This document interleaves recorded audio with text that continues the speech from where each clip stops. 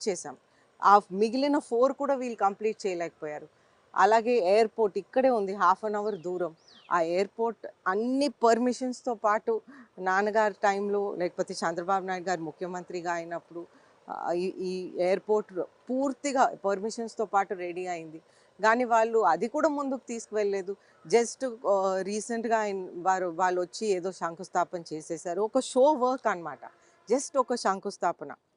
నేనేదో చేస్తున్నానని చూపెట్టుకోటానికి. మీరు 2019లో ఓటమి తర్వాత అప్పటినుంచి కూడా జనాల మధ్య తిరుగుతున్నారు. పార్టీ ఇచ్చే కార్యక్రమాలకు అన్నింటికి వెళ్తున్నారు. ఆహ్, చాలా అంటే వాళ్ళు చేసిన ఏదైతే పిలిపిస్తుందో పార్టీ అన్ని కార్యక్రమాల్లో పాల్గొంటున్నారు. మీకు ఎలా వినిపిస్తుంది? ప్రజల వాయిస్ ఏ విధంగా వినిపిస్తుంది అసల ఫస్ట్ మీకు? ప్రజలైతే ఎదురు చూస్తున్నారండి. ఎప్పుడా ఈ ప్రభుత్వం అయిపోతది? ఎస్పెషల్లీ ఈ 3 మంత్స్ ఎప్పుడు అయిపోతది? వాళ్ళు పూర్తిగా ఫెడప్ అయిపోయారు. ఇది ఎప్పుడు అయిపోతది? మళ్ళీ చంద్రబాబు నాయుడు గారు ఎప్పుడు ముఖ్యమంత్రి అవుతారని ప్రజలు ఎదురు చూస్తున్నారు. ఎక్కడ ఎందుకండి ఆ అన్రెస్ట్ ఎందుకొచ్చింది ప్రజలకసలు ఎక్కువ?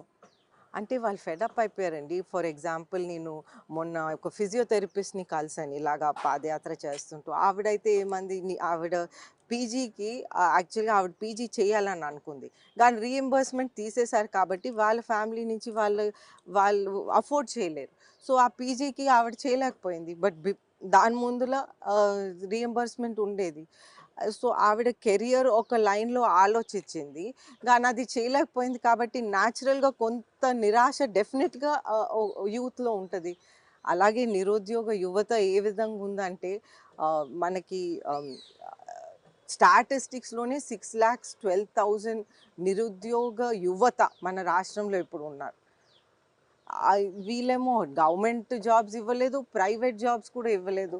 చంద్రబాబు నాయుడు గారు తెచ్చిన పరిశ్రమల్ని కూడా వాళ్ళు ప వాళ్ళే పరిగెత్తిపోయారు. ఈ జగన్మోహన్ రెడ్డికి నమస్కారం పెట్టి పరిగెత్తిపోయారనమాట. ఈ వైజాగ్, విజయనగరం ఈ రోడ్ మీద చూస్తుంటే ఎన్ని ప్రాజెక్ట్స్ తెచ్చామండి.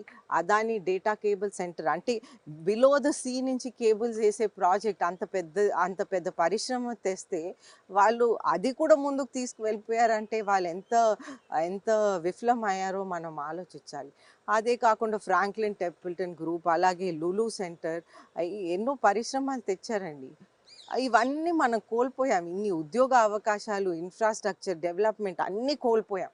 అది ప్రజలకి అర్థమవుతుంది. ఎందుకంటే ఎస్పెషల్లీ నిరుద్యోగ యువత వాళ్ళకి అర్థమవుతది కదండీ! మనం ఇన్ని అవకాశాలు కోల్పోయామని వాళ్ళకి క్లియర్‌గా అర్థమవుతది.